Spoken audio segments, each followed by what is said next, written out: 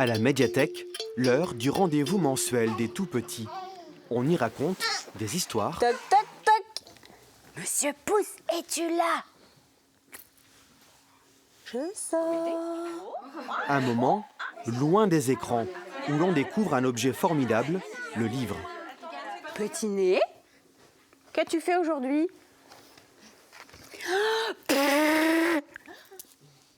Je me suis mouchée.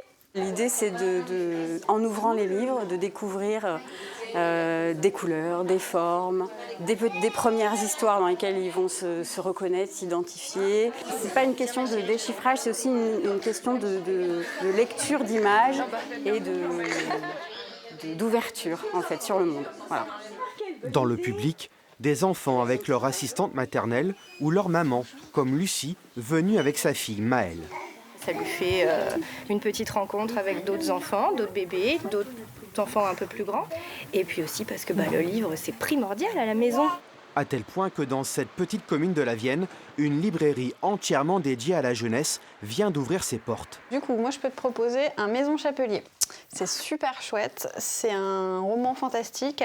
Une librairie indépendante à la campagne, un pari pour cette libraire en pleine reconversion professionnelle.